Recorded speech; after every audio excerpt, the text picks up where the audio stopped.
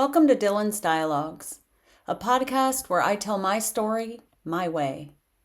This content is intended for storytelling, reflection, and understanding, not as professional advice. It should not be taken as factual reporting about others, and some details may be changed to protect privacy. Some content may be triggering. Please listen with care. Enjoy the show. Hi there. Welcome back to Dilyn's Dialogues. In thinking about recording this closing episode, I wanted to know the differences between vlogging and podcasting.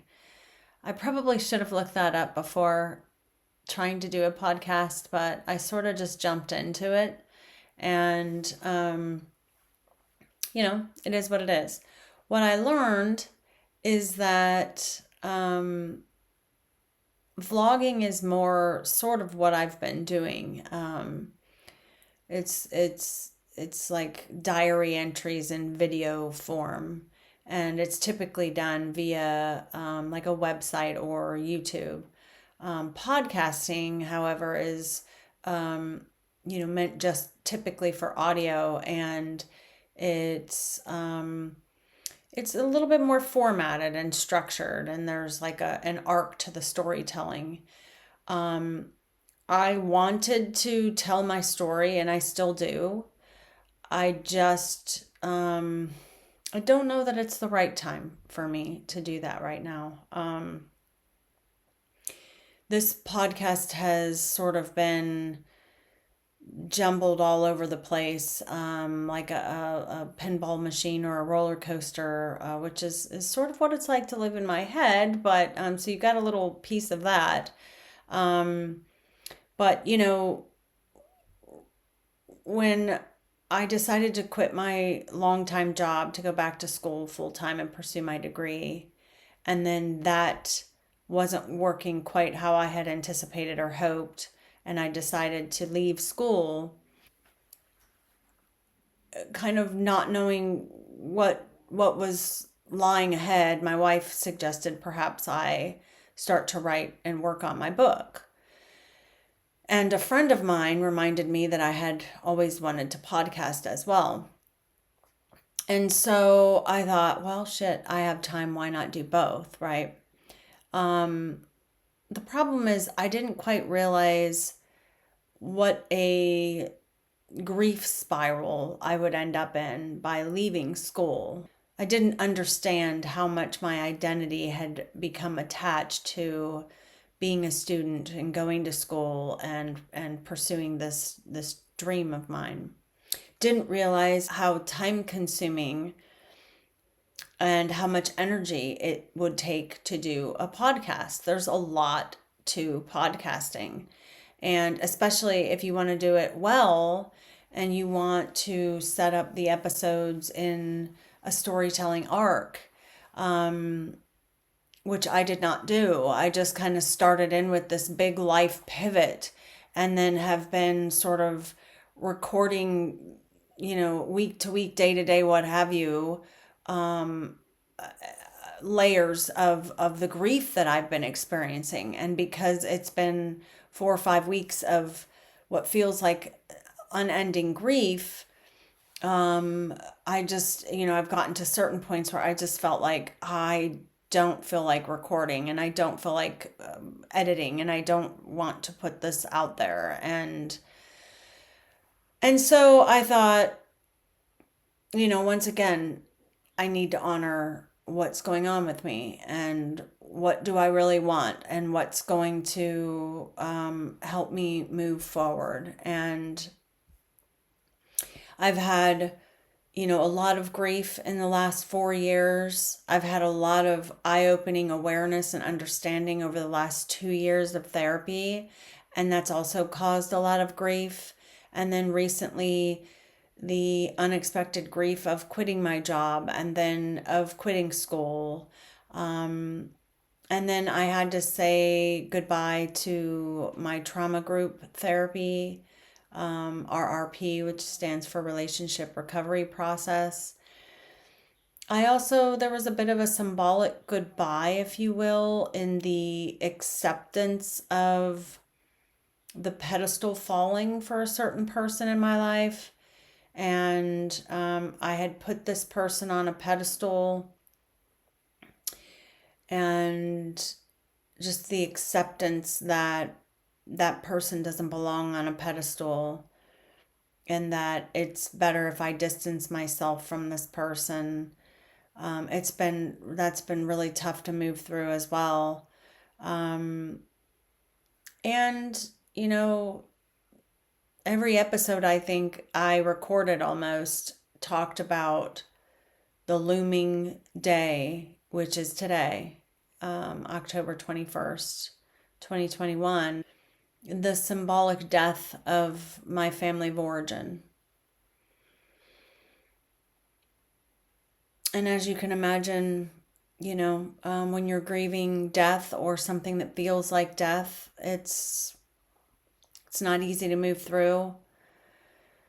I don't think it ever goes away. I think I will always grieve this day and this time of year, although I am trying to rebuild from it. And so, all of that said, I have some exciting news about a new pivot, yet another life altering moment for me. I've been accepted into another school's psychology program, and I start in the spring. And I'm excited about it. I'm trying not to wrap my entire identity up in it this time, but I'm excited to return to school, to continue being a student, and to obtain my bachelor's degree in psychology, because that's a goal I've had for a really long time, and I want to finally achieve that goal. So this doesn't feel like the right time for me to continue podcasting. I when I podcast, I want to put 100% into it, and I want to make it good, and I want it to be something that is clear and something that people can follow and understand and want to follow and want to hear. And I want to be able to tell my story my way. So, with that said, I would like to read to you a letter that I wrote as a goodbye to my trauma therapy group before I leave you. In searching for the good in goodbye, I learned that the word comes from God be with ye. It was once a blessing, a wish for care, something like take care when people parted. Over time, the sacred became ordinary and the phrase shortened to goodbye as we know it.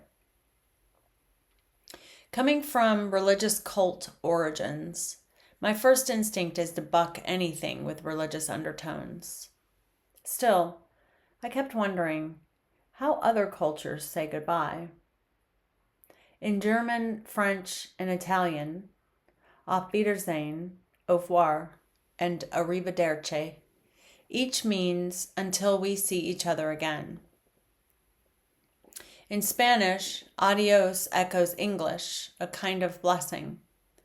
And in Hawaiian, aloha bridges both arrival and departure, wrapped in love, peace, and compassion. However you say it, there's a bittersweetness in this moment, a kind of magic in celebrating that we met and we went through something sacred together, and a sadness that it's ending. 6 months is a long time to spend together, crying, laughing, learning, and loving each other in all of our humanness. I've been profoundly changed by this experience. Each of you has made an impact on my life in ways I cannot measure. To the group members, thank you for your bravery in sharing your stories. It's not easy to paint a picture of the chaos we called childhood, yet seeing it mapped out helped me see my own more clearly. And to our group therapist, thank you for creating a space where we could be seen, heard, and comforted. We were able to be vulnerable, to share, and to grow because of your steady guidance. I've learned so much here.